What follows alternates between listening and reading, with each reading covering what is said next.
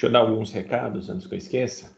Ontem à noite, tomara que não aconteça isso, mas ontem à noite caiu minha internet aqui. Então estava funcionando, de repente zerou. Se isso por acaso acontecer, eu vou sair da sala, mas eu tento me conectar pelo celular, tudo bem? Então, se por acaso cair, não se desespere não, que eu volto logo depois, porque não sei o que eles estão fazendo de manutenção aqui, toda hora essa internet cai. Então, se eu cair, eu conecto pelo celular, beleza? Esse é o primeiro recado. O segundo recado. Durante a apresentação, eu desligo a minha câmera e o meu microfone. Então eu vou ficar ouvindo vocês, mas não vou estar participando. Para quê? Para não atrapalhar a apresentação. Então, como eu fiz com os outros grupos, eu fico tipo offline, né? Assim, só observando e avaliando. Só isso. Enquanto vocês fazem a apresentação, ok? Acho que basicamente é isso que eu precisava avisar. Nós já estamos aqui em 13, 14 pessoas. Não tem todos ainda, acho que uma sala acho que é 30, 20 e pouco, né? Mas temos metade já da sala. Eu acho que a gente pode começar aí. Já pode começar a apresentar aí. Se vocês tiverem som, algum som que vocês queiram mostrar do sistema, na hora que for compartilhar a tela, tem um botãozinho do lado esquerdo da sua tela em cima. Quando você clicar no compartilhar, você vai ver lá, vai estar escrito assim, ó, compartilhar vai estar screen 1, screen 2 e em cima está escrito compartilhar som do sistema. Então, se vocês quiserem compartilhar o som de alguma coisa, tem que ativar aquilo lá antes de compartilhar, beleza? Então, se não tem mais, a palavra é de vocês. Boa apresentação e boa sorte.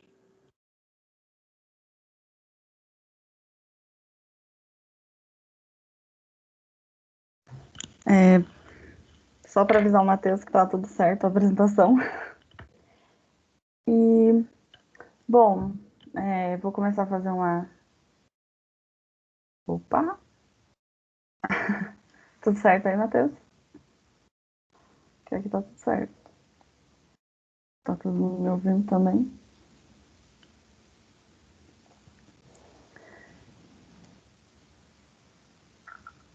Posso começar?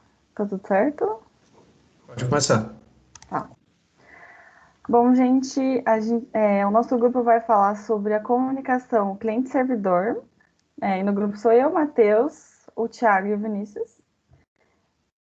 E eu vou começar dando uma breve introdução sobre esse modelo. O modelo cliente-servidor, ele é um modelo de processamento distribuído sob o ponto de vista de aplicação. O termo servidor, ele se aplica a qualquer programa que fornece um serviço. Em teoria, eles são servidores que aceitam solicitações que chegam pela rede e eles efetuam um serviço que retorna um resultado para o chamador, que nesse caso, o chamador seria o cliente, que se refere ao programa que envia uma solicitação para o servidor e espera uma resposta. Pode passar. Bom, continuando essa breve introdução, um minutinho. É a arquitetura na qual o processamento da informação é dividido em módulos e processos distintos. Um processo ele é responsável pela manutenção da informação, que no caso são os servidores. E outros são responsáveis pela obtenção dos dados, que nesse caso são os clientes.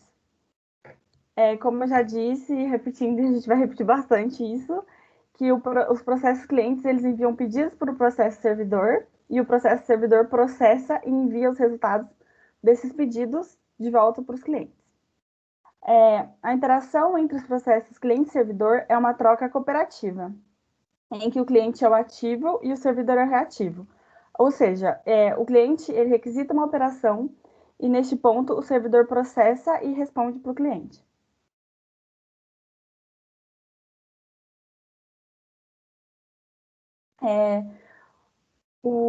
Só um minuto que eu buguei agora. O cliente, ele é o ativo e ele solicita o serviço para outros programas. Normalmente, o cliente ele é dedicado à sessão do usuário, quem começa e termina essa sessão desse pedido que vai ser feito para o servidor. Um cliente ele pode interagir com um ou mais servidores. Pelo menos um processo servidor é necessário nesse caso. Em nível de aplicação, o primeiro ponto a residir no cliente é a interface do usuário, que gerencia a interação. Nesse caso, ele gerencia a interação com o usuário, o cliente esconde o usuário do servidor e a rede.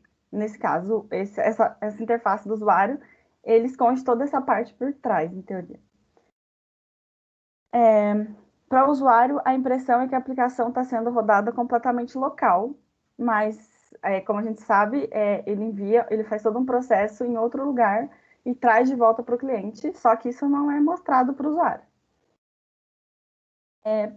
Só antes de entrar na parte do servidor, eu queria dar alguns exemplos de tarefas que podem ser realizadas pelo cliente, somente pelo cliente, que ele pode fazer manipulação de tela, interpretação de menus e comandos, entradas e validação de dados, processamento de ajuda, recuperação de erro, manipulação de janela e gerenciamento de som, vídeo, multimídias, essas coisas assim, que em teoria são só a parte necessária para o usuário, né? Pode passar. Os servidores. Os servidores, eles são programas que respondem à solicitação por serviços compartilhados. Ele é um processo reativo que ele é disparado pela chegada do pedido do cliente. Geralmente, o processo servidor, ele roda todo o tempo e ele oferece serviços para muitos clientes. Em alguns sistemas, o processo do servidor, em vez de responder diretamente, às vezes ele cria até processos escravos exclusivamente para cada pedido de cliente. Volta um pouquinho. O processamento do servidor, ele inclui acessar, armazenar e organizar dados compartilhados, atualizar dados previamente armazenados e o gerenciamento de recursos compartilhados.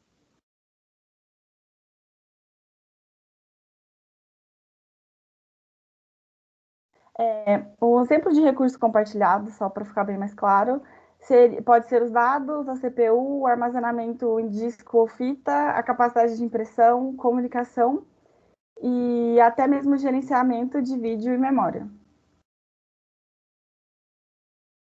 Bom, sobre a comunicação entre esses dois. A comunicação entre cliente e servidor é o estilo transacional e cooperativo. A natureza transacional significa que o servidor envia de volta para o cliente somente os dados relevantes. A quantidade transferida tende a ser menor que a quantidade necessária para que o cliente execute o trabalho. Já a natureza cooperativa, ela significa que ocorre um processamento significativo nos dois extremos, tanto no cliente e no servidor. Os servidores eles enviam pela rede muitos resultados para o cliente.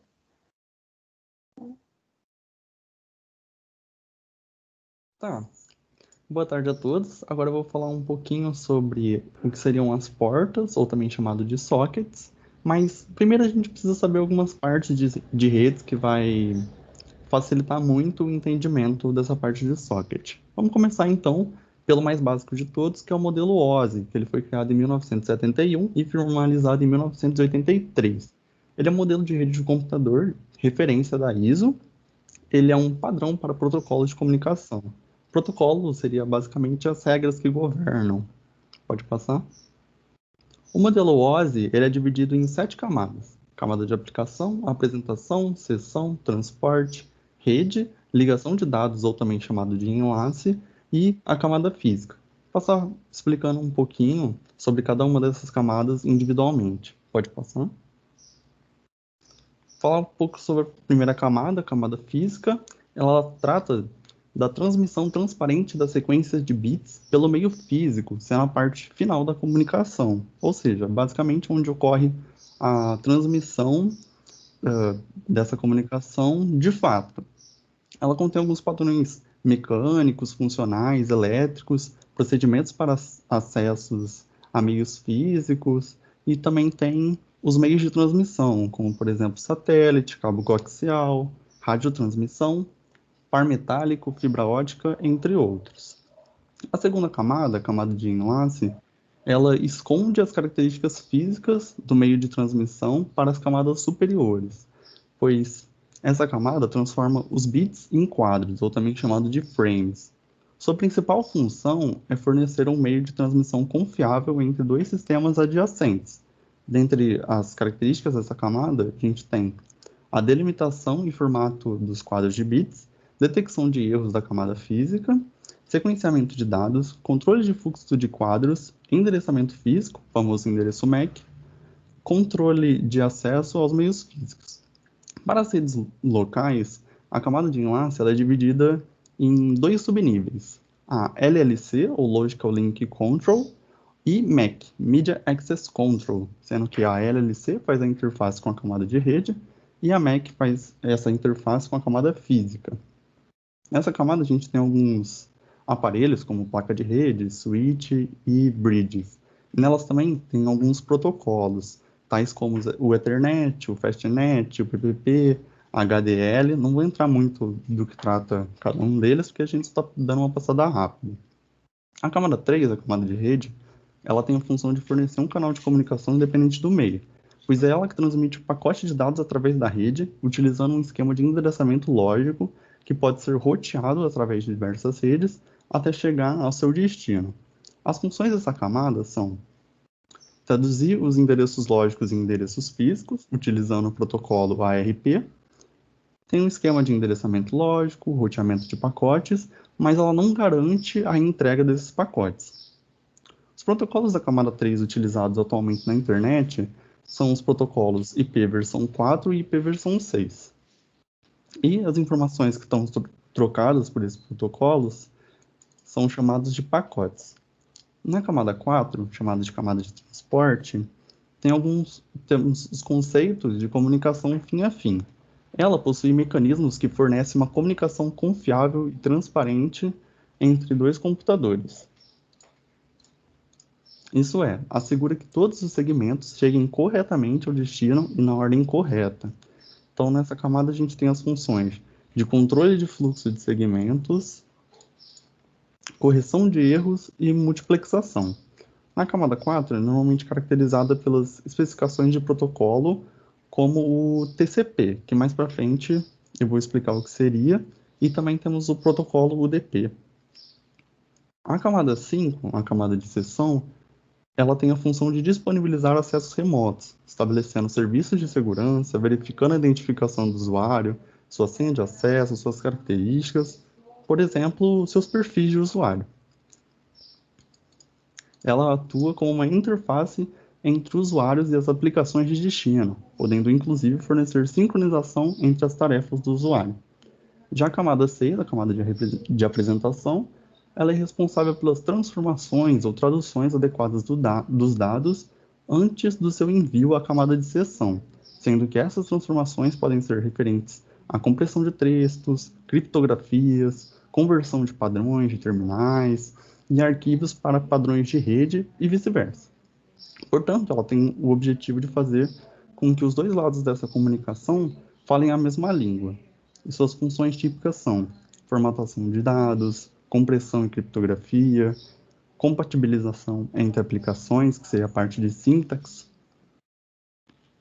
Já a última camada, que é a camada 7, a camada de aplicação, ela é o nível mais superior. Ela é responsável pelas interfaces com as aplicações dos computadores, ou seja, os hosts, né? Essa camada ela tem função por dar acesso à rede aos aplicativos dos usuários que estão instalados nos computadores.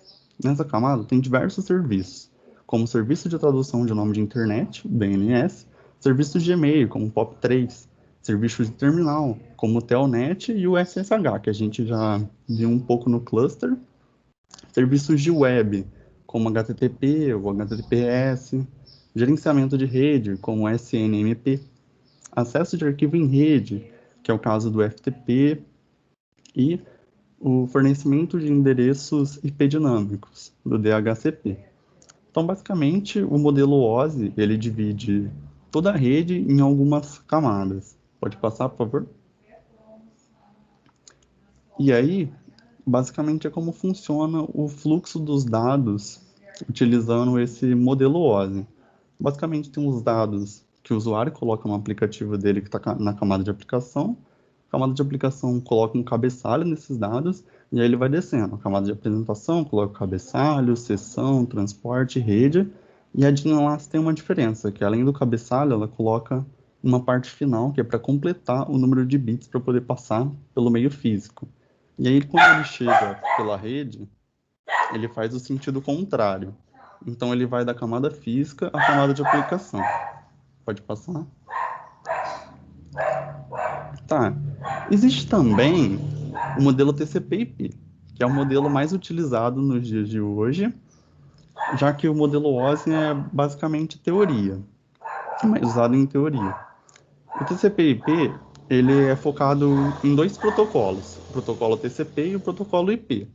O protocolo TCP é o protocolo de controle de transmissão, também do inglês Transmission Control Protocol.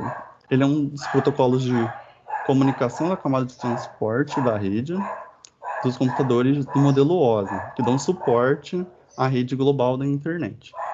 Ele basicamente verifica se os dados estão sendo enviados na sequência correta e se eles estão sendo enviados sem erros pela rede.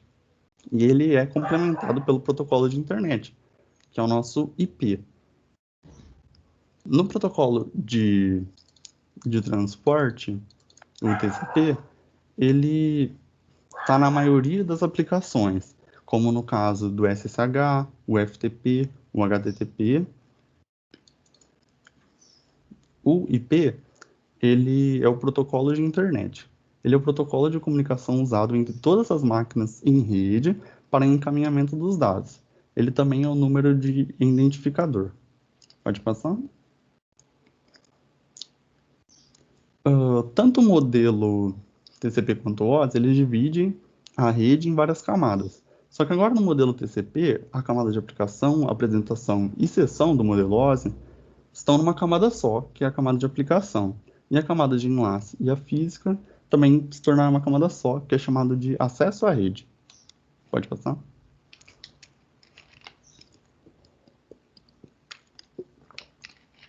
Tá. Agora vamos falar um pouquinho sobre uma visão geral do que seria um socket. O socket, ele provê a comunicação entre duas pontas, a fonte e a de destino. Ele também é conhecido como two-way communication. Essa comunicação pode ser realizada entre dois processos que estejam na mesma máquina, que existem um tipo de socket só para isso, que é o Unix Socket, ou em uma rede, que são os TCP/IP sockets. Uma porta é um elemento lógico que interligam clientes e servidores de aplicações em redes TCP/IP.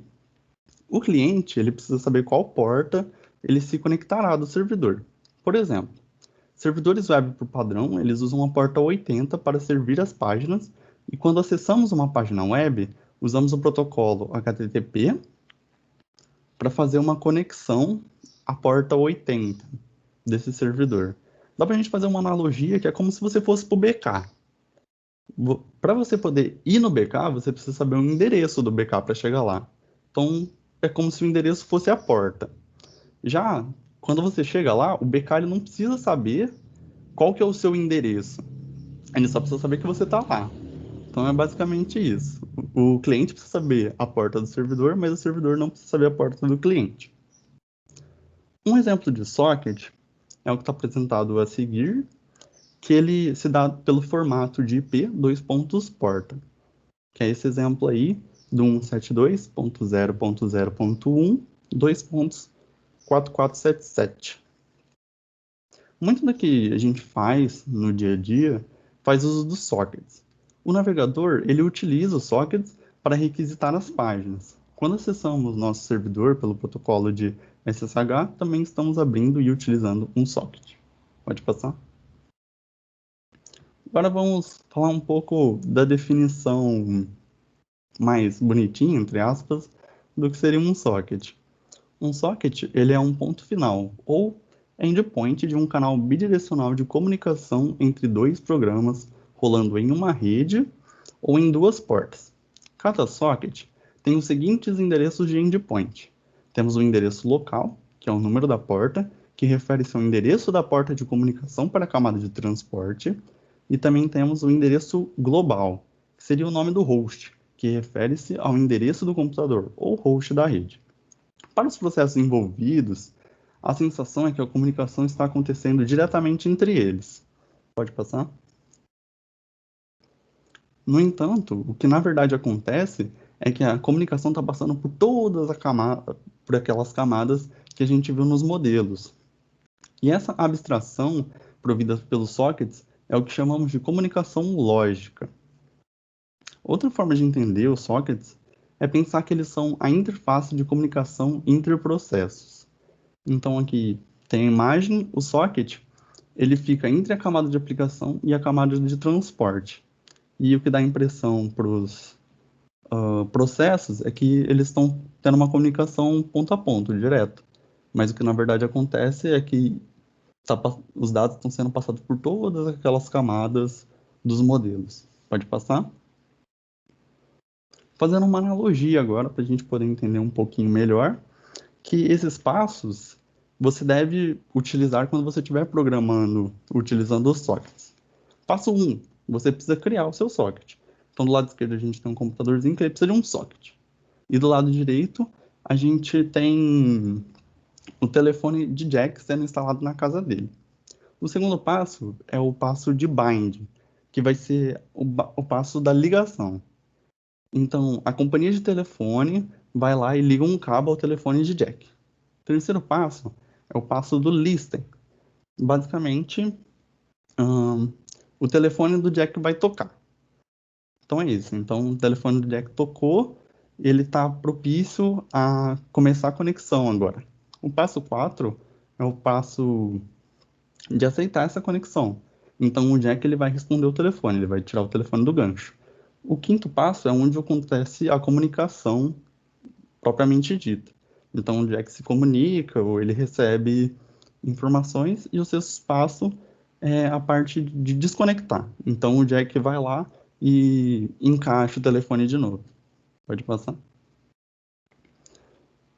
Na programação, de um modo geral, a gente tem algumas funções. Essas funções são apresentadas na linguagem C, mas o que a gente usou foi em Python, no nosso exemplo. Aí temos algumas funções aqui. getAddr_info, que traduz os nomes para endereços sockets. O socket, que cria um socket e retorna o descritor de arquivo. O bind, que associa o socket a um endereço socket e uma porta. O connect, que tenta estabelecer uma conexão de um socket. O listen, que coloca o socket para guardar conexões.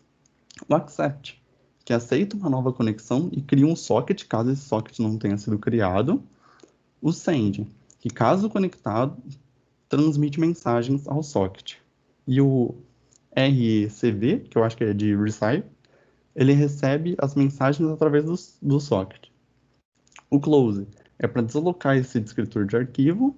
O shutdown para você desabilitar a comunicação do socket. Pode passar? Aí aqui a gente tem um esqueminha de como seria essa programação.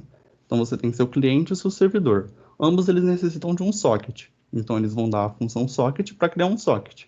O servidor ele vai dar a função de bind para conectar esse socket. E depois ele vai dar um listen para preparar. É como se o socket estivesse aguardando alguma conexão. Aí o cliente vai lá e dá um connect, que ele exige uma conexão, que ele quer fazer uma conexão. Aí o servidor ele aceita essa conexão e depois ocorre a comunicação. Então tem os sends e os receive para fazer essa troca de mensagem e depois eles fecham esse socket. Pode passar? Aqui para a gente lembrar que o processo do cliente ele precisa conhecer a porta do servidor, mas o servidor não precisa conhecer a porta do cliente. Pode passar? Tá, agora eu vou falar sobre tipos de sockets. Existem vários tipos de sockets. Os sockets utilizados em rede são chamados sockets TCP/IP. E dentro desses sockets, a gente tem os sockets que utilizam o protocolo TCP e tem os sockets que usam o protocolo UDP. Falando sobre o protocolo TCP, ele tem algumas características básicas. Ele é orientado à conexão, ou seja, ele só transmite os dados se uma conexão for estabelecida depois de um Three-Way Handshake. Depois falar um pouquinho sobre como funciona esse Three-Way Handshake. Ele é full duplex, ou seja, ele permite que as máquinas envolvidas transmitam e recebam ao mesmo tempo informações. Ele garante a entrega, a sequência dos dados. Ele garante também que esses dados não sejam duplicados e que não ocorra um corrompimento desses dados. Ele automaticamente divide os pacotes em pacotes menores, para que ele consiga garantir um equilíbrio no envio desses dados, para não causar sobrecarga na comunicação. Pode passar. O que seria o Three-Way Handshake? Ele é basicamente o jeito que o TCP estabelece as conexões. São 3 passos básicos. O cliente ele envia um pacote com a flag SYN, que é a flag de sincronizar. Depois o servidor ele responde com um pacote contendo as flags SYN e a flag ACK, que é a flag de reconhecimento. E por fim o cliente responde com um pacote com a flag ACK. Traduzindo, inicialmente o cliente chega lá: ei, servidor, estou mandando a mensagem 100, que seria a sequência do cliente. Dá para sincronizar, que seria a flag SYN. Aí o servidor responde: claro, sincroniza a mensagem 200, que seria o número da sequência do servidor, que estou enviando. Então seria a flag SYN. Aí depois, prossiga com a mensagem 101, que é a flag ACK. Aí o cliente: ok, estou enviando a mensagem 101. Prossiga com a mensagem 201, que é a flag ACK. Então, o cliente e o servidor, eles possuem números de sequências distintos. Por esse motivo, faz necessária a sincronização em ambos os sentidos, né? Feita a sincronização, começa a troca dos pacotes com base no número da sequência. Tem o objetivo de enumerar os pacotes de cada um deles. Pode passar. Agora falar um pouquinho sobre os sockets que utilizam o protocolo UDP, que é o User Datagram Protocol. E ele tem algumas características. Diferentemente do TCP, ele não é orientado a conexões. Então você não precisa estar com os 2 computadores sincronizados para acontecer essa troca de informações. Mas ele não é confiável como o TCP. Ele não garante a entrega completa desses dados, nem em ordem, nem que esses dados vão chegar sem nenhum corrompimento.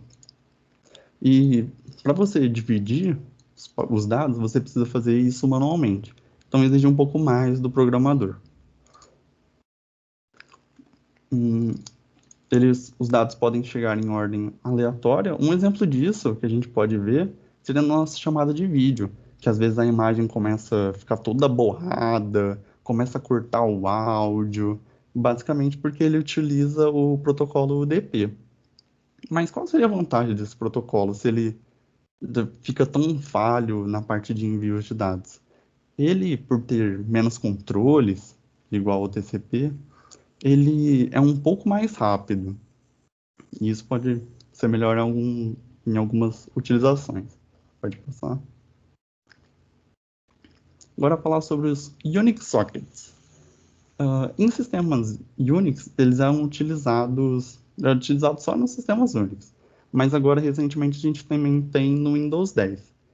Ele é um mecanismo de comunicação entre os processos que estão no mesmo host, ao invés dos sockets TCP/IP de rede, que seria através da rede, né?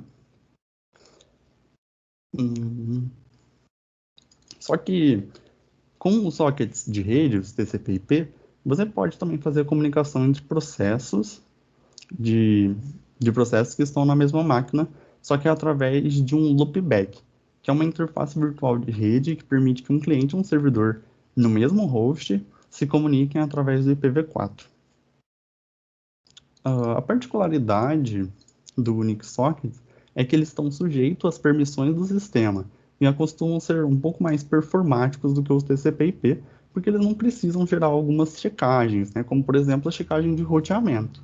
Ou seja, se você quer fazer uma comunicação entre processos de mesma máquina, é preferível utilizar o Unix Sockets, mas se é em rede, aí tem que ser utilizando o socket de rede, o TCP/IP. Pode passar? Temos também os chamados String Sockets, que é um socket de fluxo, fazendo uma tradução literal. Ele é um tipo de socket de comunicação entre processos ou sockets de rede, que fornece um fluxo de dados orientado à conexão, ou seja, ele utiliza o protocolo TCP sequenciado e exclusivo, sem limite de registros. Ele tem mecanismos bem definidos para criar e destruir conexões e para detectar algum tipo de erro. Temos também os Datagram Sockets, que são sockets que utilizam o protocolo UDP. Nesse tipo de socket, a entrega da sequência de dados não é garantido, ele não é orientado a conexões. Pode passar.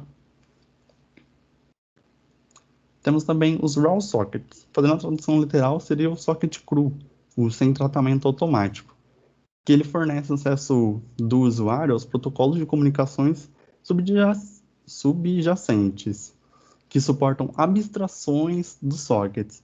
Basicamente é como se ele fosse sua classe do socket ali, de orientação, de programação orientada a objeto. Temos também os Sequence Package Sockets, que eles são semelhantes com os String Sockets, com exceção de que os limites de registros eles são preservados. A interface dele é fornecida apenas como uma parte da abstração do socket do sistema de rede. Ele é muito importante na maioria dos aplicativos de sistemas de rede mais críticos, porque ele permite que o usuário modifique o cabeçalho dos protocolos. Ou seja, você pode alterar o jeito como ele funciona, você pode alterar um pacote ou um grupo de pacotes, seja escrevendo um cabeçalho de protótipo junto com os dados a serem enviados, ou especificando um cabeçalho padrão a ser usado com todos os dados de saída. Ele permite que o usuário receba esse cabeçalho. Então, ele não é utilizado muito para uso geral, é um uso muito específico, quando você precisa alterar as coisas. É basicamente isso.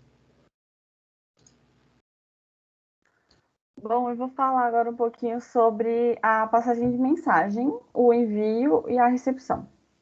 Bom, essa passagem de mensagem, ela provê a troca de mensagem entre os processos rodando em máquinas diferentes. Esses serviços de comunicação, eles podem ser fornecidos e reduzidos a duas chamadas de bibliotecas, uma para enviar as mensagens e outras para recebê-las.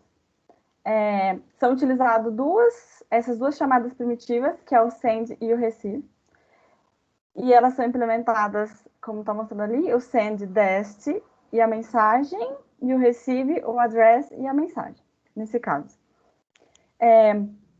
Explicando um pouquinho melhor, o send ele é quem determina o destino da mensagem, envia para o determinado destino da mensagem, e o receive, ele recebe a mensagem de uma determinada fonte.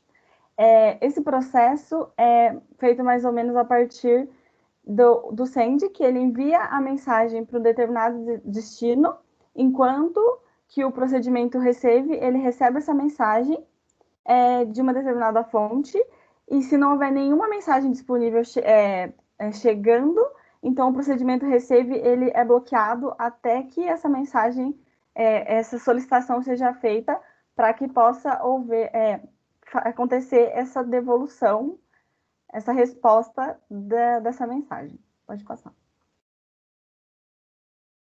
Vou falar sobre as chamadas bloqueantes e não bloqueantes. As chamadas primitivas bloqueadas são as chamadas síncronas.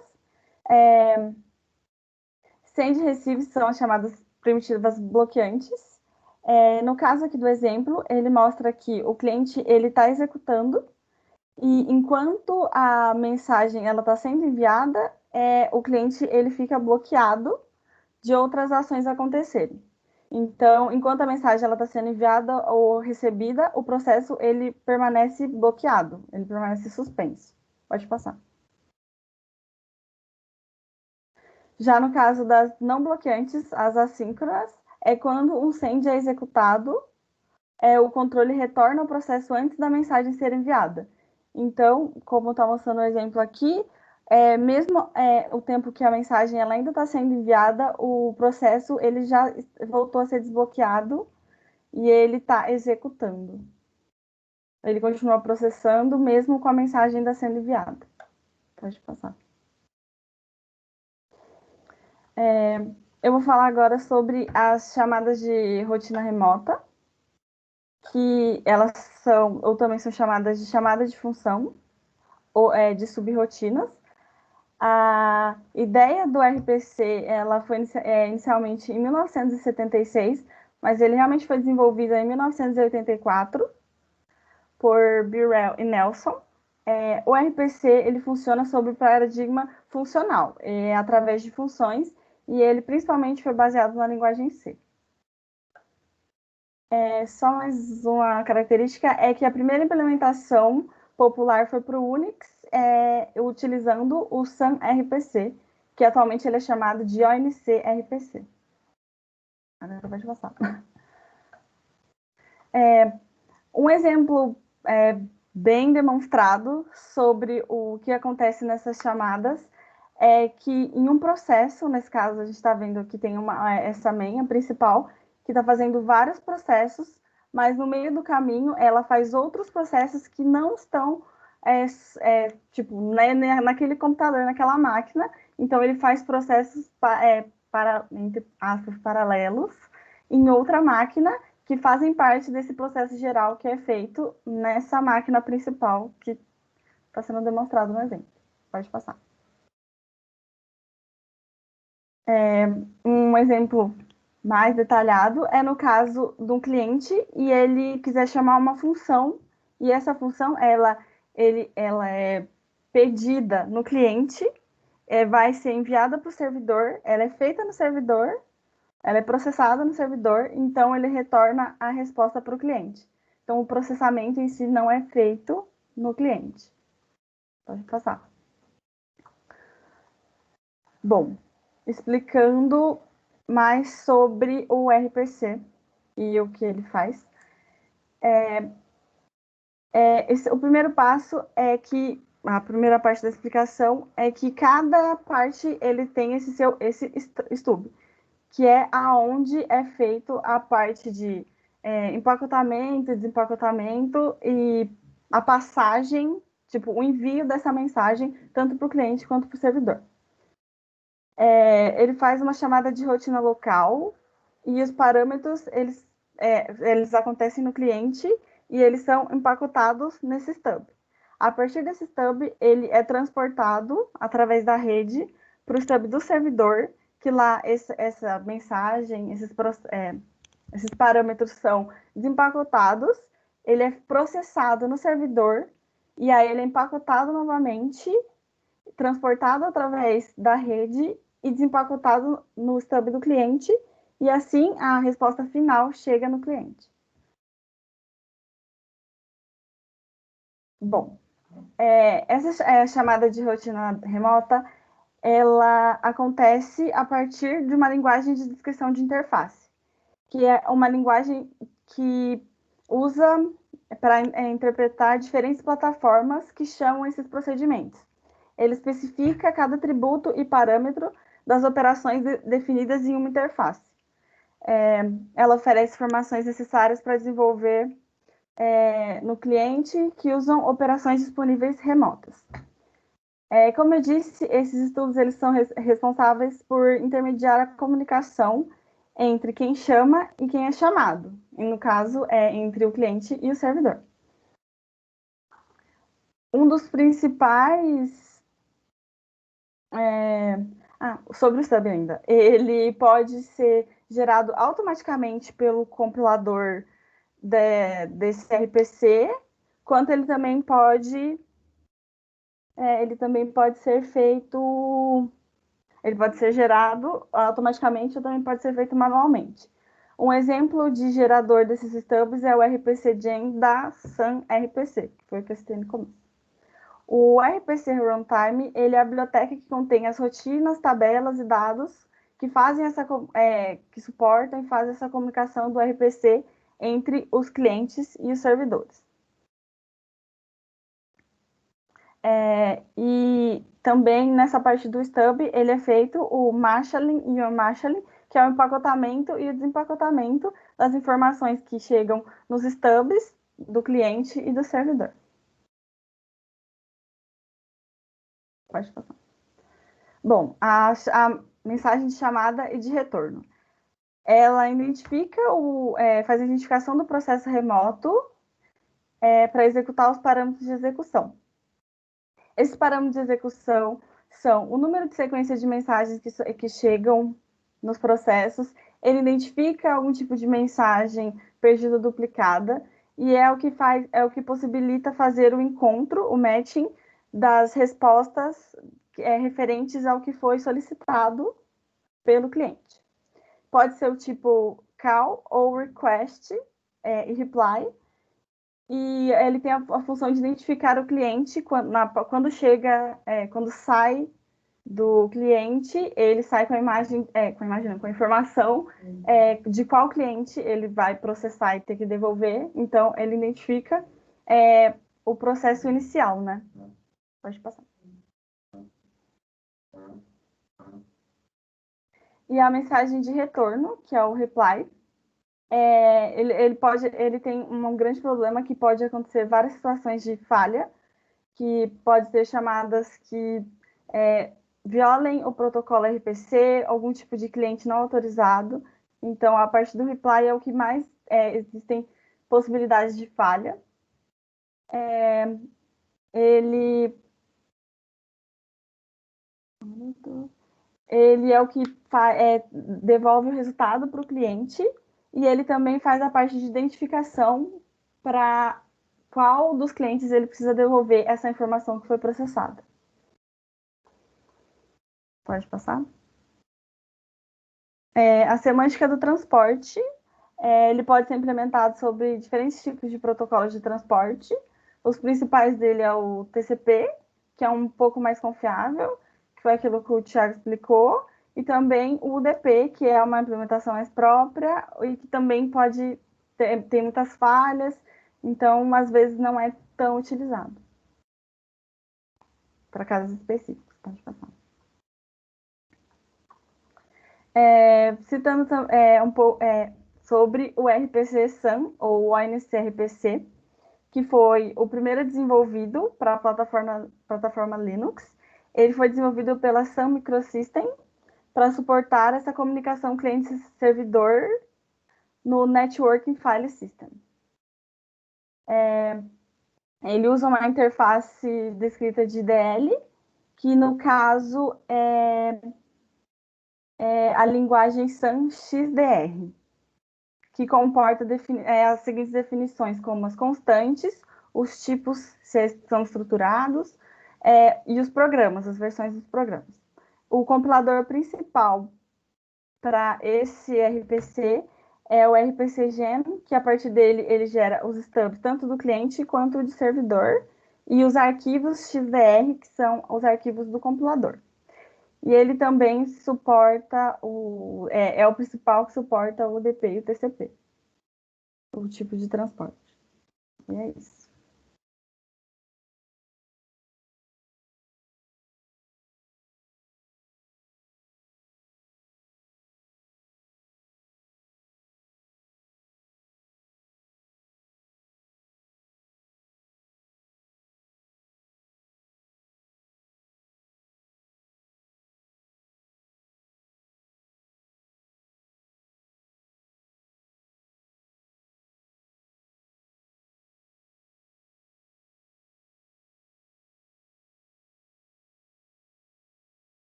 Alô, estão conseguindo me ouvir? Tá Eu tudo estou certo. sim. Tá, desculpa aí, deu um probleminha aqui. Deixa eu só... Não estava conseguindo ativar o microfone. Certo, tá tudo certo a apresentação aí? Tá Tá, sim. aqui está aparecendo. Certo, boa tarde a todos. Meu nome é Matheus e eu vou falar um pouquinho sobre o RMI. Então, primeiramente, do inglês, né, o RMI é o Remote Method Invocation, que é a invocação remota de métodos. Ele é um mecanismo para permitir a invocação de métodos que residem em diferentes máquinas virtuais Java, o JVM. Ele pode ser em diferentes máquinas ou na mesma máquina. Então, basicamente, a ideia é acessar objetos remotos como se eles fossem locais.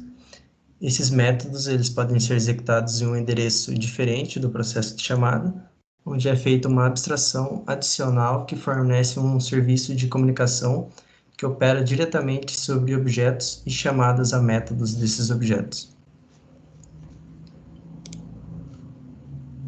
Esse recurso ele é utilizado em sistemas distribuídos, e aqui a gente tem um pequeno diagrama para tentar entender visualmente como o sistema RMI ele funciona.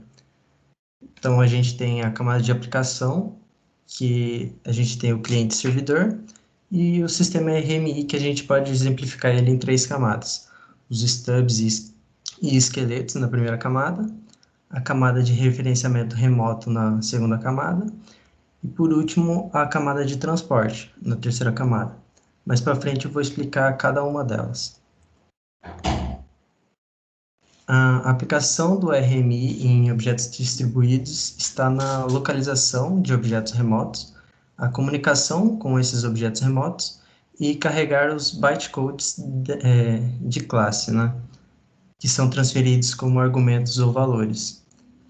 Quando a gente compila um código-fonte nos compiladores, que a gente está acostumado a usar, existe um processo que ocorre que não é imediatamente executável. E o bytecode, ele é o resultado de um processo semelhante a esse. Ele é um estágio intermediário entre o código-fonte e a aplicação final. A principal vantagem disso é a portabilidade. Isso significa que ele irá reproduzir o mesmo resultado em qualquer arquitetura. E a ausência da necessidade do pré-processamento, que é o que acontece nos compiladores. A primeira camada do sistema RMI é a camada de stub esqueleto. Essa camada realiza a interface entre a aplicação e o restante do sistema RMI.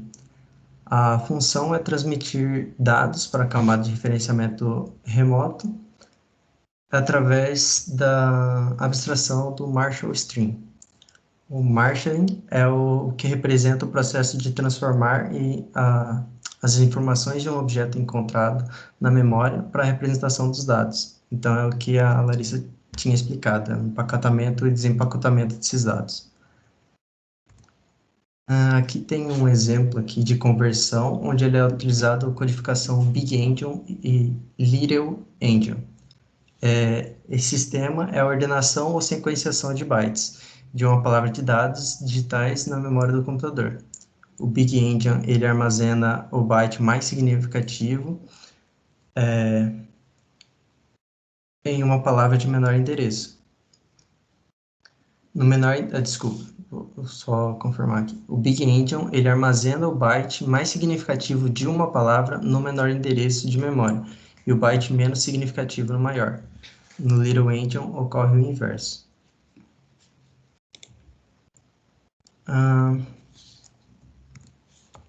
Então, como funciona, né? O cliente stub ele vai iniciar uma chamada de invocação de método remoto usando essa camada de referenciamento remoto, e essa camada ela vai tratar todas as funções com relação ao empacotamento dos argumentos, dentro da ordem de enviá-los para a rede e assim por diante.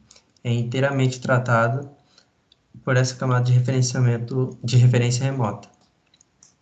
É da mesma forma quando o resultado volta desfazendo os resultados nas estruturas de dados, que o cliente entende que é a vez novamente de realizar utilizando essa camada. Do lado do servidor, do lado do servidor a gente tem um esqueleto, que ele serve para desfazer os argumentos que vêm do cliente. A fim de desfazer esses argumentos, esse esqueleto ele utiliza a camada de referência remota, porque a camada de referência remota sabe como desempacotar os argumentos que estão surgindo. Em seguida, o esqueleto faz a chamada para o servidor que está implementando o objeto remoto. Uma vez que o servidor é feito como serviço, o esqueleto comanda o resultado e mais uma vez passa a camada de referenciamento remoto para enviá-lo ao cliente.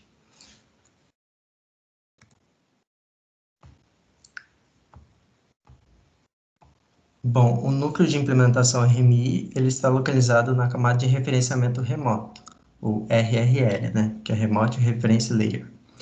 Nessa camada deve-se implementar o protocolo de invocação. Alguns exemplos de protocolos é a invocação unicache, multicache, suporte de estratégia de reaplicação específica e estratégias de reconexão. Isto é, objetos remotos que se tornam inacessíveis, alguma perda de conexão ou algo do tipo. E por último, a gente tem a camada de transporte, que é a camada que lida diretamente com a comunicação entre as diversas máquinas virtuais Java, utilizando o protocolo TCP/IP. Mesmo que as máquinas virtuais Java estejam sendo executadas no mesmo computador, o RMI recorre sempre a esse protocolo. Então, a camada de transporte ela deve se configurar conexões com espaços de endereçamentos remotos, administrar essas conexões, monitorar elas, ouvir as novas chamadas, manter uma tabela de objetos remotos que estão armazenados no espaço de endereçamento local e configurar a conexão para realizar uma nova chamada.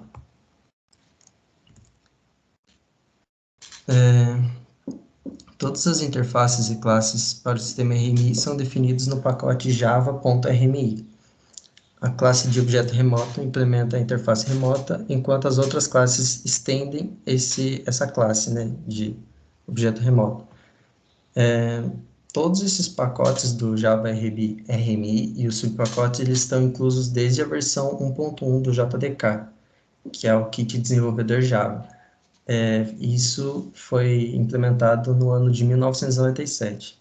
Então, desde lá, todas as versões subsequentes do JDK têm esses pacotes do Java RMI implementados. Certo, tem a classe Remote Object, que eu falei, né, que é o de objeto remoto, que é a principal, digamos assim. Ela fornece implementações dos métodos toString, equals e hashcode na classe java.len.object e as classes Unicache, Remote Object e Activable, que cria objetos remotos e os exporta.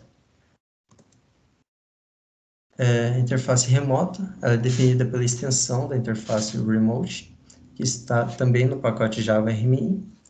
É a interface que declara os métodos que os clientes podem invocar a partir de uma máquina virtual remota. Ela deve satisfazer as seguintes condições: estender-se a interface remote, e cada declaração de método deve incluir a exceção remote exception em suas cláusulas lançadas. A classe remote exception é uma superclasse das exceções que o sistema RMI joga durante uma invocação do método remoto. Quando uma chamada de método remoto tiver um erro, a execução remote exception é lançada. Isso ocorre quando tem falhas de comunicação, erros de protocolo, falha de triagem ou um margem de parâmetros ou valores de retorno. Aí aqui tem um pouquinho as referências bibliográficas que a gente utilizou e o Vinícius vai mostrar na prática alguns exemplos de aplicações.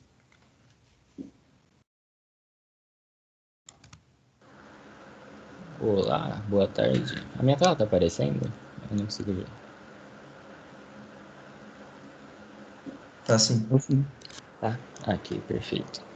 Já começou bem, já. Fechou?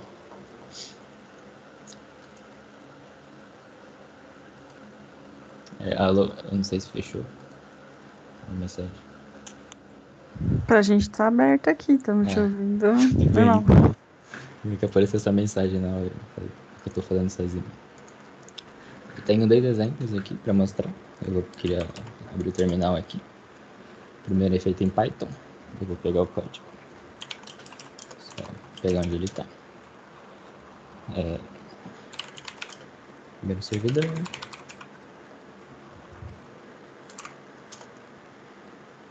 E eu vou pegar aqui também o cliente.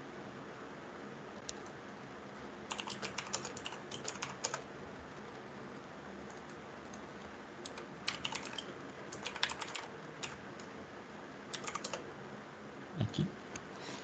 Isso aqui é feito em Python 3. Eu primeiro importei a biblioteca socket. Aí eu vou passar o host, que vai ser o próprio localhost aqui, que é onde vai estar meu servidor. E qual socket, qual porta eu vou usar no socket. Eu coloquei a 50.000. E se qualquer uma que não estiver utilizando, 50 mil não tá. Aqui é meu objeto, eu vou criar um socket.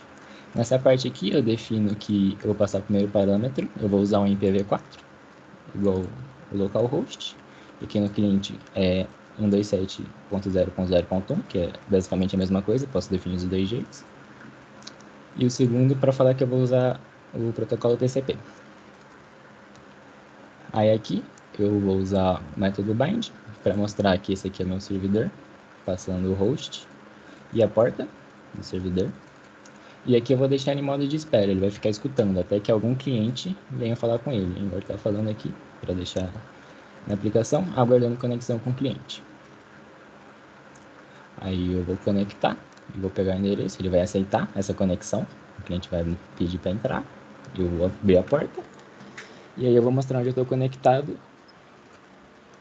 E aqui o meu cliente ele vai mandar uma mensagem, a gente vai ver o cliente já, que vai ficar executando aqui. Então, um loop infinito aqui, para eu receber os dados. Aqui é o máximo de bytes que eu posso receber, que eu defini. E enquanto eu estiver recebendo, ele vai continuar nesse while. Aí ele parou de receber, ele vai encerrar a conexão, fechar. E ele vai reenviar os dados, ele vai ecoar de volta. O cliente manda para ele e ele ecoa de volta para o cliente. O cliente aqui, a gente vai importar também o socket, vai passar a mesma coisa, o host e a porta. Criar também o socket, definir que é IPv4 e TCP.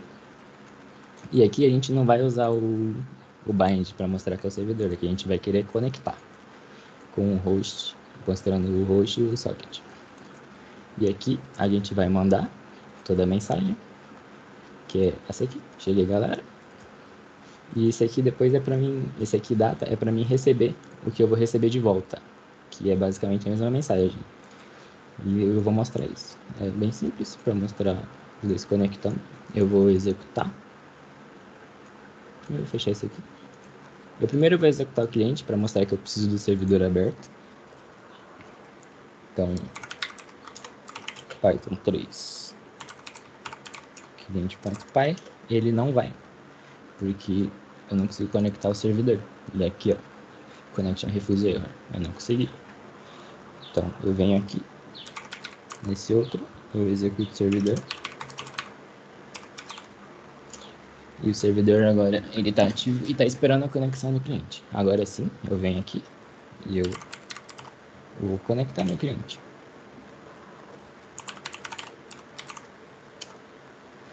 Aqui, eu conectei, igual estava no código, ele fica esperando até que um cliente conecta. Ele foi conectado, ele mostrou o host, mostrou a porta e ele enviou de volta. Essa aqui não foi pela mensagem para aqui, ó. Ele não foi a mensagem que eu enviei para cá, foi a mensagem que foi ecoada, que é a mesma, mas eu só cheguei nisso aqui a partir do servidor. E eu tenho um outro, esse aqui foi feito em Python, e agora eu vou mostrar a biblioteca RMI com um outro exemplo. Eu vou abrir aqui o meu Eclipse.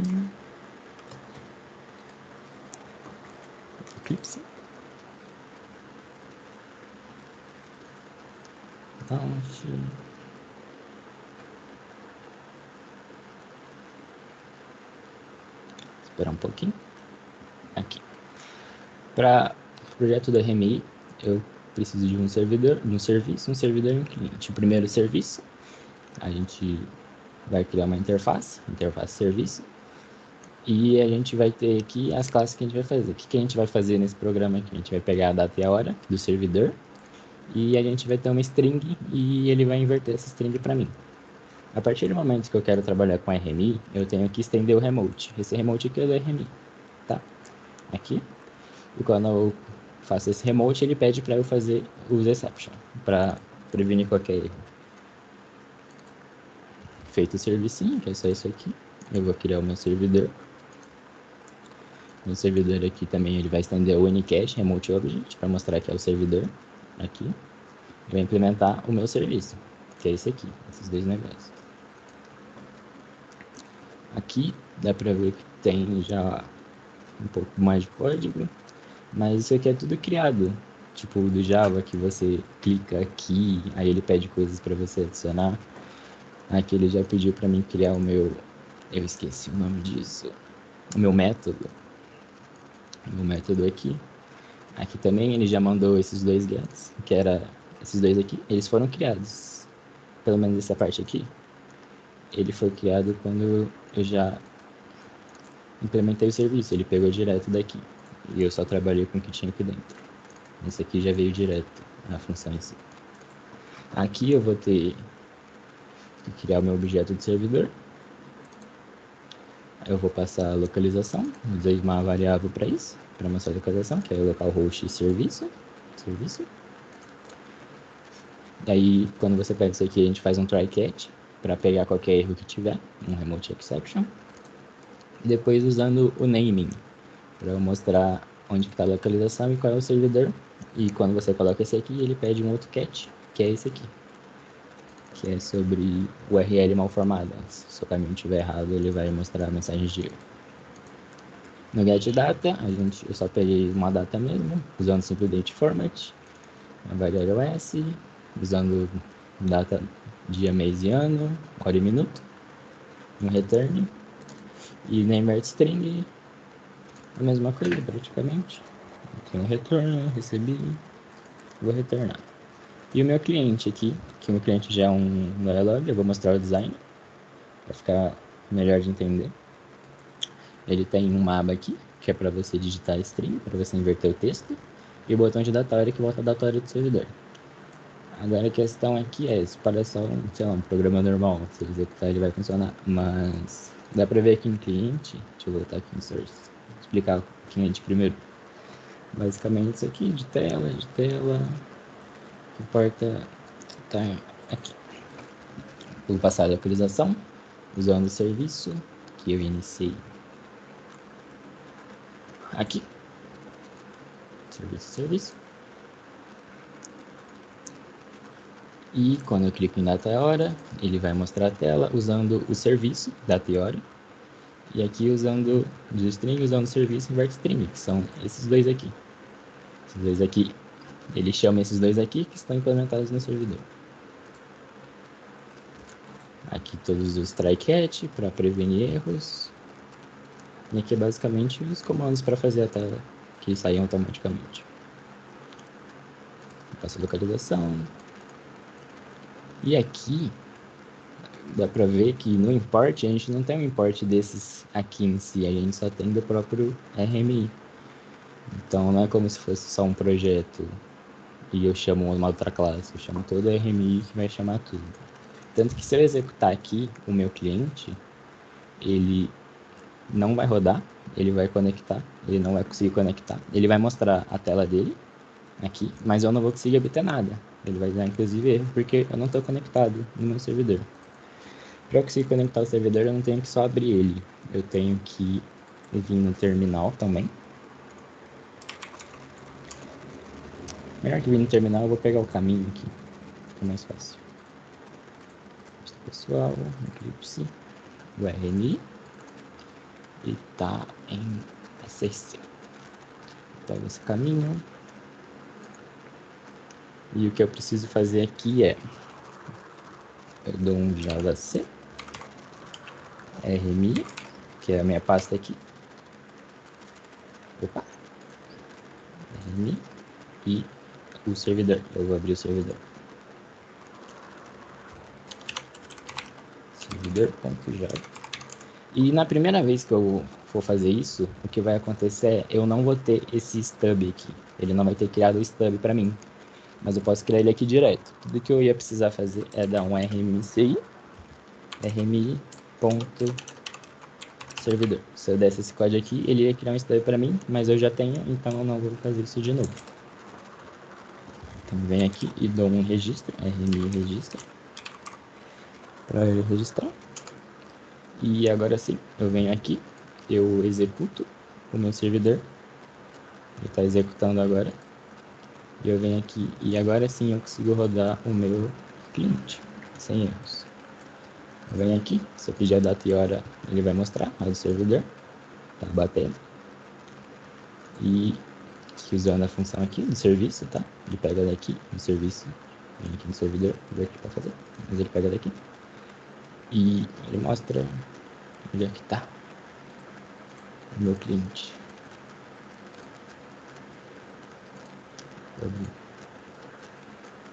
Aqui. E inverte texto. Qualquer coisa, eu pedi para ele inverter, ele vai inverter. Então, ele não funciona só por ele estar aqui, entendeu? Ele não vai abrir, ele não vai executar, ele precisa fazer a conexão. Mas a tela do meu cliente em si, considerando que eu já tenho um servidor, eu não tenho que me preocupar, eu tenho só meu cliente. Ele vai abrir, ele vai executar o dele, já vai estar tudo feito, e para ele parece que é só isso que não tem mais nada, mas como deu para ver, tem toda a questão do servidor atrás, que ele não ia executar sem. Então, de novo aqui, data e hora, ele inverte para mim, ele inverte os textos tudo, o espaço também. E é isso. Isso aqui usando o RMI do Java. Dava para fazer isso aqui em Windows também. Aí o que ia ser de diferente aqui era só a questão de você mexer no terminal. E é isso. Esses são os exemplos de conexão com o servidor. Alguém tem alguma pergunta para fazer? Posso voltar minha tela se quiser. Pessoal, dúvidas?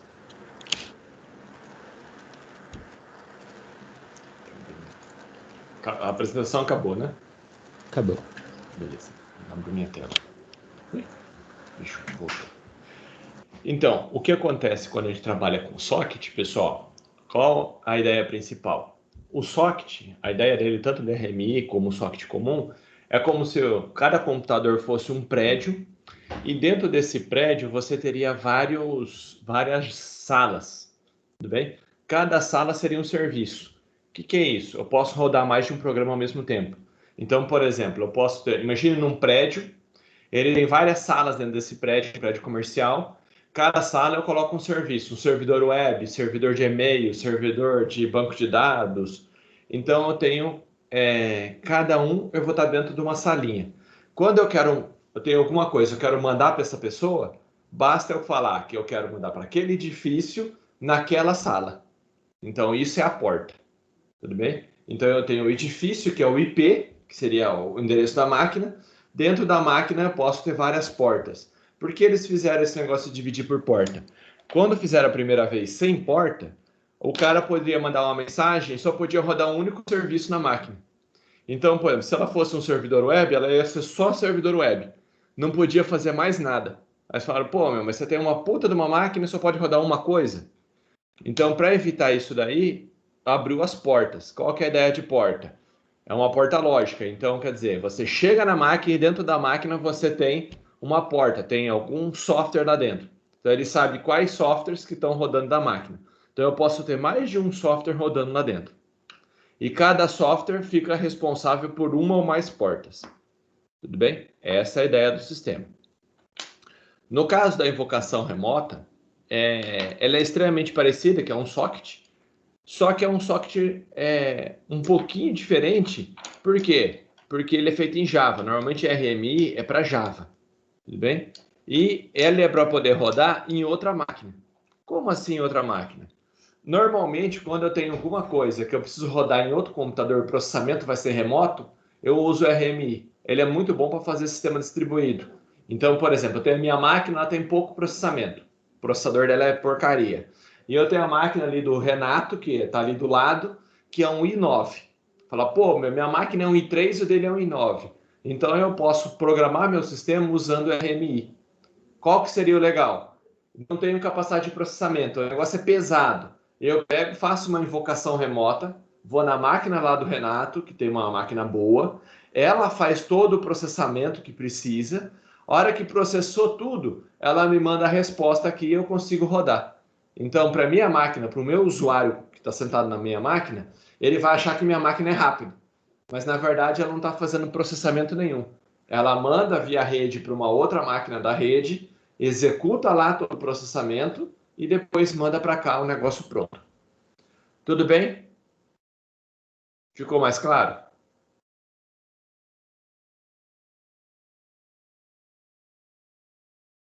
Ficou assim. Então, essa basicamente é a ideia. Esses processamentos, eles normalmente elas seguem dois tipos de fluxo diferentes, ou que são os stubs, né, que são os agrupadores, e depois eles desmontam isso daí. Então, o que ele faz? Tem um monte de informação, o stub ele vai lá, pega essa informação, divide em pedacinhos, envia para o servidor, chega no servidor esse monte de pacotinho, ele junta novamente a informação e entrega para o servidor processar. Então, basicamente, é isso que fica fazendo o tempo todo lá dentro. Então, vai a informação, picota, manda pela rede, chega do outro lado, junta de novo, manda para o servidor processa, ele vem, pica de novo essa informação, a resposta, manda pela rede aquele monte de pacotinho, chega do outro lado, o stub aqui, junta novamente esses pacotinhos e passa a aplicação, ó, chegou essa resposta. Então, ele fica fazendo isso o tempo todo. O que mais que precisa falar disso daí? É uma arquitetura que é usada até hoje, tudo bem? Principalmente quando a gente está brincando com processo, sistema operacional. Ainda mais hoje, com as máquinas que nós temos, muita coisa está sendo feita remota. Por exemplo, o Google usa demais isso daí. Você pegar o Google, por exemplo, o processamento não é da sua máquina. Você vai abrir um texto, o texto não está na sua máquina, o texto está na máquina lá do Google, remotamente. Então você vai digitando aqui, vai enviando os dados que está digitando aqui para a máquina do Google, ele faz o processamento e manda para você o texto pronto. Então, basicamente, você tem isso no Google, tem o Office 360 e tantas outras aplicações aí que o pessoal está usando bastante esse tipo de tecnologia. Então, quando a gente trabalha com máquinas na internet, esses serviços que estão hoje rodando aí em nuvem utilizam esse tipo de tecnologia. Então, é uma tecnologia que hoje qualquer servidor em nuvem está utilizando, principalmente RMI, Java, sim, o pessoal está usando bastante aplicações em Java. Tudo bem até aqui, pessoal?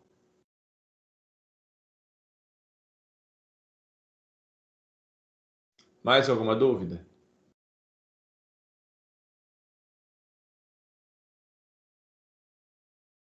Alguém não entendeu alguma coisa?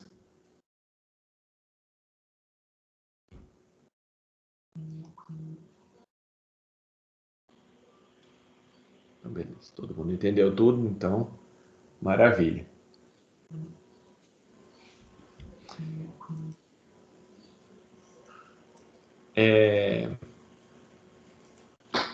Fiquei contente, estava preocupado a hora que eu estava assistindo a apresentação, que não estava vendo a apresentação prática, né? Abri um código com RMI e com socket. Falei, putz, será que os caras esqueceram de fazer isso? Aí veio no final, falei, não esqueceram. Estava até super preocupado que vocês tivessem esquecido esse detalhe na apresentação, mas ainda bem que não esqueceram da modelagem prática do negócio. Então, é necessário ter uma prática, mostrar como é que funciona a ferramenta, e foi mostrado.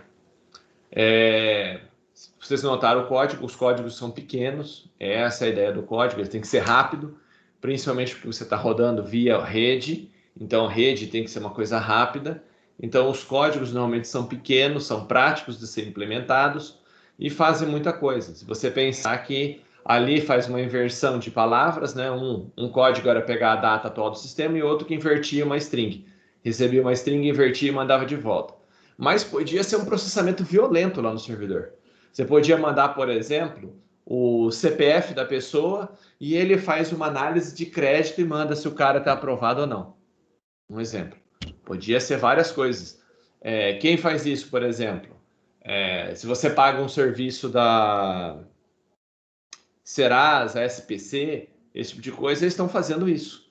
Então tem um servidor, você manda o CPF da pessoa, ele faz todo um processamento numa base de dados deles, verifica tudo que você deixou, está devendo, não pagou um dia, os créditos, tudo que tem, e manda a resposta para você com análise de crédito.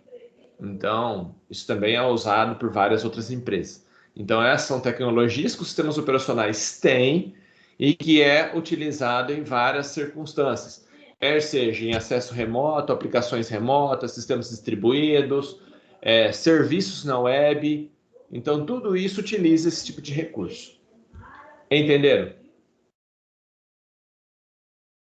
Então, são coisas feitas antigamente, mas que até hoje ainda é aplicável. Então, elas estão em moda, continuam sendo usadas e vão ser usadas ainda por muito tempo ainda no mercado. Ok?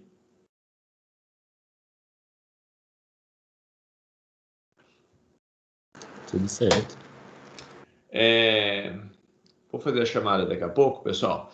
Para a semana que vem, o próximo grupo é do Windows, né? Quem ficou com o grupo aí do Windows? Que é os serviços do Windows lá, parte de rede do Windows, socket no Windows, etc. Eu e o Luiz Felipe Craco, professor. Então, beleza. Então, vocês estão para a semana que vem, tudo bem? E depois tem a parte do virtualização. Quem é o grupo da virtualização? Sou eu e o Gabriel e o Caio, professor. Então, beleza. Faltou mais um grupo, mais alguém além dos dois grupos aí? Teve o primeiro grupo que não apresentou, mas eu não sei se eles vão. Primeiro grupo, tá aí, pessoal? Tem alguém do primeiro grupo?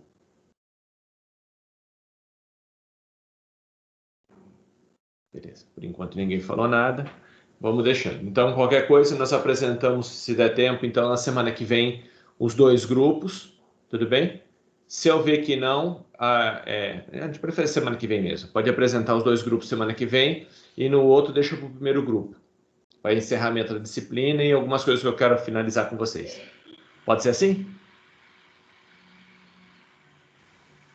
Beleza. Então, deixa eu fazer a chamada aqui.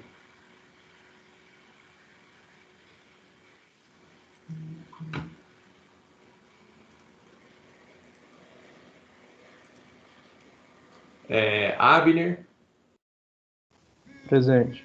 Caio. Caio, não? Éder. Gabriel.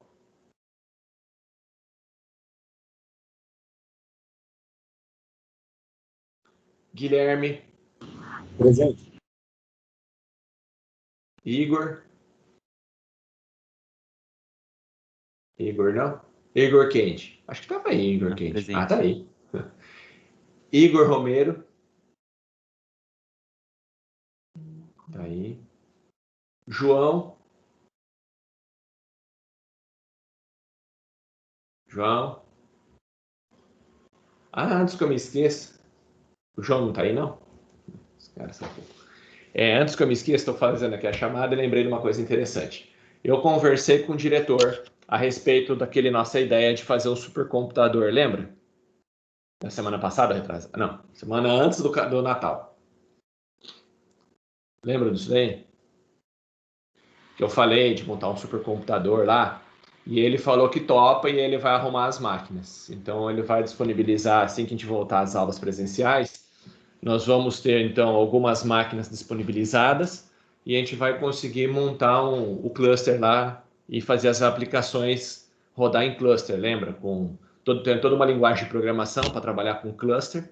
Então a gente vai conseguir tanto montar o cluster como aprender a programar no cluster. Beleza? Então eu já conversei com ele, ele topou a ideia e liberou as máquinas lá dentro. Até perguntei se precisava fazer alguma requisição. Ele falou que não, que estava tudo certo e que ele passaria umas máquinas para nós. Então, na hora que voltar às aulas, a gente já tem outra novidade, fiz a compra. Previsão de volta? Então, boa pergunta isso daí. A previsão era agora, a partir de fevereiro, março. Porque a gente tem agora finalzinho de janeiro, não vai voltar, né? Aí tem as férias em fevereiro e março voltaria presencial, na teoria.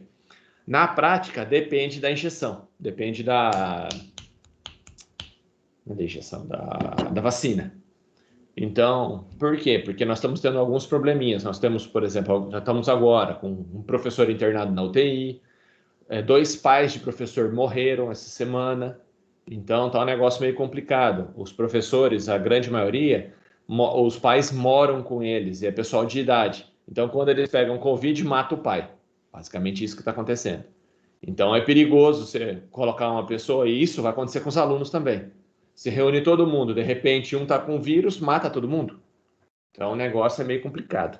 Não sei como é que vai ser.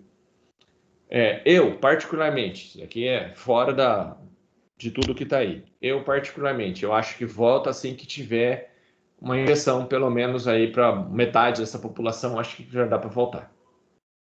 Isso quando que vai ser? Provavelmente abril, na minha opinião. Tudo bem? Mas eu posso estar errado. Abril, maio, mais ou menos, eu acho que volta. Antes disso, na minha opinião, eu acho que não consegue porque não tem vacina para todo mundo. Você não vai enfiar todo mundo na sala e matar todo mundo. Tudo bem? Então, é essa a ideia. Mas vai ter, então, o cluster. O cluster, eu conversei, então, com o diretor, com o Edmar, e a gente vai conseguir os computadores para montar o cluster. E temos também um computador, um i5, por enquanto um i5, mas a gente está vendo se consegue outras máquinas, pedir uma placa de vídeo, uma 3070 GTX, com 8 GB de memória RAM, de vídeo. Já vai ter câmeras, vai ter... compramos o óculos de realidade virtual e aumentada, um kit completo da... agora esqueci qual foi a fabricante que ganhou lá a licitação. Mas é um kit completo de realidade aumentada, com imagem Full HD, bem top mesmo. Então, nós vamos ter algumas coisas legais para a gente brincar para esse próximo semestre que entra agora. E esse laboratório ele é específico para fazer pesquisa. Então, não precisa ter aula comigo para poder usar ele. Então, independente se semestre que vem a gente não tiver aula junto, mesmo assim a gente pode desenvolver projetos dentro desse laboratório. Beleza? Então, para aqueles que quiserem aprender uma coisa diferente, brincar com realidade aumentada, realidade virtual, ter uma capacidade de processamento relativamente boa, porque vai ser uma máquina que tem uma capacidade boa, mexer com imagem, placa de captura, um monte de coisa que a gente comprou, a gente vai ter disponível o próximo semestre aí. Beleza? O espaço já tem também o laboratório, ficou do lado da biblioteca, a gente vai ter ali um espaço que a gente vai estar montando. Por enquanto não tem ainda, porque a gente não voltou. A hora que voltar tem que colocar mesa no lugar, fazer parte elétrica, instalar ar-condicionado, toda aquela bagunça de sempre. Mas se Deus quiser, tudo vai dar certo. Beleza?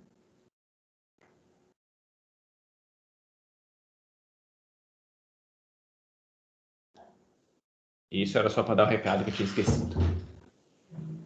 Mas tá... todo mundo está torcendo, porque a gente vai ter uns laboratórios assim mais chiques agora, né? O bloco 1, bloco novo agora, que está lá em cima, vai estar terminando, então tá quase completando, então os laboratórios normais vão lá para cima, então as salas de aula vai nesse bloco novo, e esses laboratórios específicos de computação de alto desempenho, essas coisas, vão ficar tudo lá embaixo, lá da biblioteca. Aquelas salinhas que tem ali. Tem 2 salas que eram laboratórios, bem em frente à biblioteca. Eu não lembro qual o número daquela sala ali. Mas as 2 salas vão virar... Uma delas é esse laboratório. Bem, então a gente vai dar para brincar ali com umas coisas diferentes. E a tendência é que venha mais coisas aí. Ok? Então, vamos lá. Larissa. Tô aqui. Leandro Melo. Não? Luca Freita. Presente. Luiz Felipe. Presente, professor. Matheus. Presente. Natália. Presente. Tiago. Presente. Vinícius Henrique. Presente. Vinícius Imuro. Presente. Vinícius Souza. Vinícius Souza Roque não tá aí? E acho que acabou. Então ficou o Vinícius Souza, o Leandro Melo, o João, o Caio, que não estão presentes hoje. É isso?